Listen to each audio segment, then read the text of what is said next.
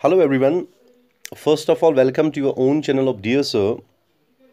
स्वागत है आप सबको आपकी अपनी ही चैनल डियर सर में। स्टार्ट करने से पहले सारे फ्रेंड्स को ये रिक्वेस्ट करना चाहता हूँ कि अभी तक अगर आपने हमारे यूट्यूब चैनल को सब्सक्राइब नहीं किया है तो हंसते हंसते दिल खोल के सब्सक्राइब कीजिएगा, अपने फ्रेंड्स के साथ शेयर भी कीजिएगा एंड प्लीज़ वीडियो को लाइक भी कीजिएगा। आज असल में हम आपके लिए एक इंपॉर्टेंट टॉपिक लाए हैं, that's chemical names and formula of some important substances.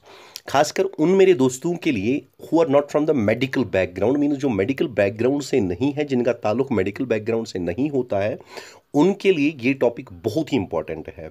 खासकर कुछ इंपॉर्टेंट सब्सटेंसेस का ही हम लाए हैं जो क्लास 10th एंड 12th की एनसीईआरटी बुक से हमने चुन चुन के आपके लिए लाए हैं and that have been asked in the different competitive examinations. खोल के देखिएगा पेपर्स, ज़्यादातर ये जो टॉपिक है ये एसएससी के एग्जामिनेशंस में पूछा जाता है। इसमें से एक क्वेश्चन एंड पिछले कई सालों में इनमें से एक या दो या एक या कोई भी नहीं आया है एग्जामिनेशन में।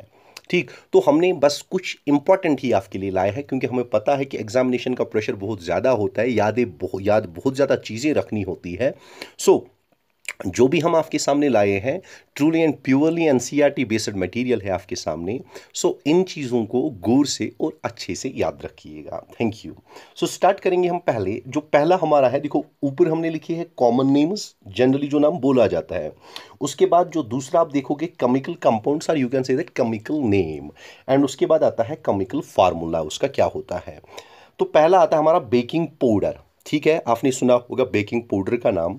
तो इसका केमिकल नेम क्या है? केमिकल नेम है इसका सोडियम बाइकार्बोनेट। ठीक है, sodium bicarbonate. And don't confuse yourself with baking powder and baking soda. ठीक है, baking powder and baking soda दोनों का जो मीन्स केमिकल फार्मूला होता है वो होता है NaHCO3। NaHCO3 होता है। ठीक है, सोडियम बाइकार्बोनेट इसका क्या है? सोडियम बाइकार्बोनेट इसका केमिकल नेम है, आपको ये याद रखना है।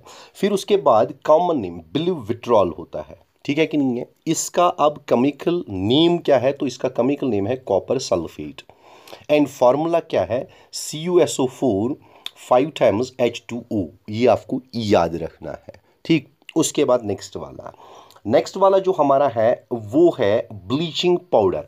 मैंने पहले ही बोला दोस्तों, कुछ ऐसे ही रखे हैं हमने, कुछ इंपॉर्टेंट से रखे हैं जो एग्जाम में आएंगे, आ सकते नहीं आएंगे। ठीक है, तो ब्लीचिंग पाउडर नेक्स्ट वाला, ब्लीचिंग पाउडर का केमिकल नेम होता है कैल्शियम ऑक्सीक्लोराइड। कैल्शियम ऑक्सीक्लोराइड आपको याद रखना है।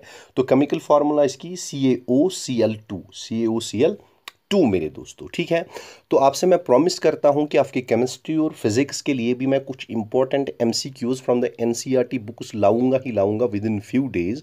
That's a promise from my side, but it takes time. ठीक है, ये ऐसा नहीं होता है कि आज डिसाइड कर लिया तो कल हो गया, बट इट टेक्स टाइम, क्योंकि ढूंढना पड़ता है, निकालना पड़ता है, फिर उसके बाद परफॉर्म करना पड़ता है। ठीक है, तो उसके बाद कॉमन नेम, फिर उसके बाद क्लोरोफार्म, जो कि आपने सुना ही होगा। क्लोरोफार्म का जो केमिकल नेम है वो है ट्राइक्लोरोमीथेन, जो इसका केमिकल नेम है ट्राइक्लोरोमीथेन दोस्तों। ठीक है, एंड अगर इसकी केमिकल फार्मूला देखी जाए तो CaCl3 है इसकी फार्मूला। उसके बाद चाक या मार्बल जिसको आप बोलते हो। ठीक है, तो कैल्शियम कार्बोनेट आपने नाम सुना ही होगा सबने, CaCO3 इसका केमिकल फार्मूला है। जनरली आपके एग्जाम में केमिकल फार्मूला नहीं बट केमिकल नेम पूछा जाता है, केमिकल नेम्स पूछे जाते हैं, तो केमिकल नेम ज़्यादातर आप याद रखना। ठीक है, तो केमिकल नेम जब आपको याद रहेगा तो केमिकल फार्मूला खुद ही याद रहता है, या केमिकल फार्मूला याद रहेगा तो केमिकल नेम खुद ही याद रहेगा। ठीक है, वट जो आपकी मर्जी याद रखने का, जिससे आपको आसानी लगे। फिर उसके बाद कॉस्टिक पोटैश, इसका क्या होता है? इसका होता है पोटेशियम हाइड्रोक्साइड। कॉस्टिक पोटैश इसका केमिकल नेम होता है पोटेशियम हाइड्रोक्साइड एंड इसका केमिकल फार्मूला होता है KOH मेरे दोस्तों, KOH होता है मेरे दोस्तों। उसके बाद कॉमन नेम्स नेक्स्ट है कॉस्टिक सोडा। इसका क्या केमिकल नेम है? केमिकल नेम है इसका सोडियम हाइड्रोक्साइड मेरे दोस्तों, NaOH। अगर देखोगे दोनों को हाइड्रोक्साइड, इसका पहले पोटेशियम मीन्स K एंड इसका पहले सोडियम मीन्स Na। ठीक है, caustic soda and caustic potash. उसके बाद ड्राई आइस का होता है chemical name solid carbon dioxide, CO2, solid carbon dioxide, exam में पूछा जाता है। उसके बाद नेक्स्ट होता है इप्सम सॉल्ट। ठीक है, इधर इप्सम लिखा है, इप्सम सॉल्ट आप कह सकते हो। ठीक, एप्सम सॉल्ट। इसका केमिकल नेम क्या है? केमिकल नेम है magnesium sulphate, magnesium sulphate, MgSO4, ठीक है, मैग्नीशियम सल्फेट। उसके बाद देखो सल्फेट इसमें भी आ गया, सल्फेट इसमें भी आएगा, सल्फेट इसमें भी आएगा, खाली कुछ डिफरेंस रहेगी। दूसरा आपका है जिप्सम, ठीक है, एग्जाम में एक दो बार पूछा गया है। इसका केमिकल नेम क्या है? Calcium sulphate, calcium sulphate. Chemical formula CaSO4 into 2 times H2O। फिर उसके बाद केमिकल नेम ऑफ ग्रीन वेट्रोल, ठीक है, तो इसका क्या है? Ferrous sulphate, ferrous sulphate, Fe2SO4 मेरे दोस्तों। उसके बाद नेक्स्ट जो हमारा है वो है हैवी वाटर।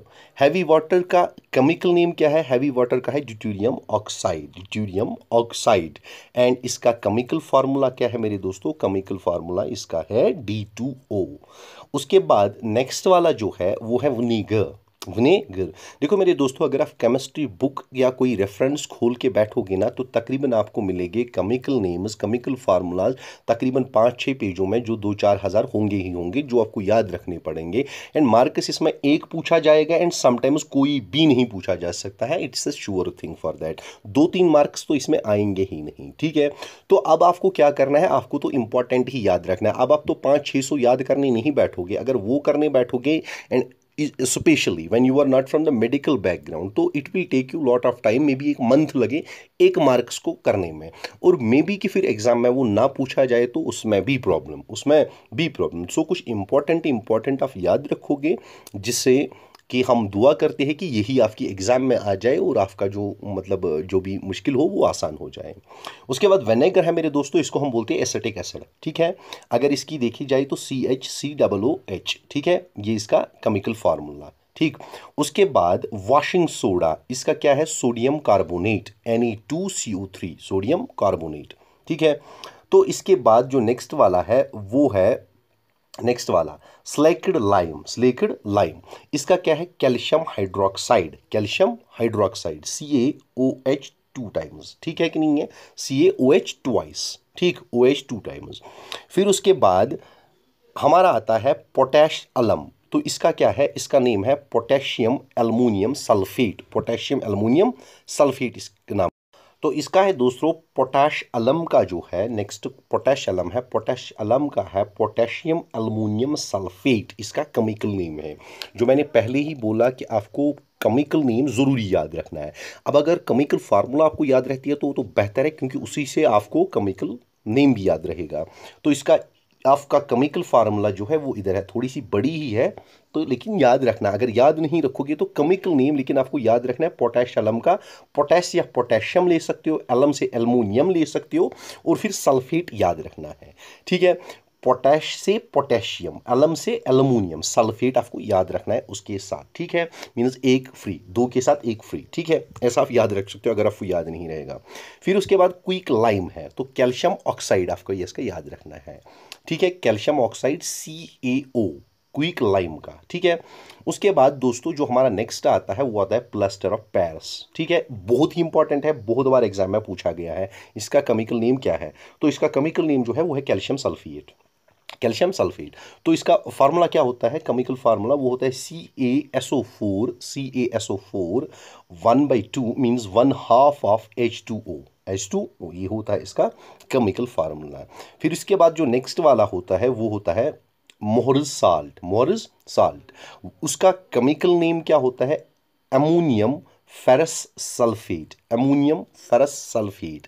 AFS आप याद रख सकते हो, कोई भी फार्मूला आप याद रख सकते हो जिससे आपको याद रहेगा ये ammonium ferrous sulphate, ammonium ferrous sulphate. और इसका केमिकल फार्मूला थोड़ी बड़ी ही है, अगर याद नहीं रहती है तो कोई बात नहीं दोस्तों, जैसा कि ऑलरेडी मैंने आपको बता दिया कि आपको केमिकल नेम्स याद रखने हैं।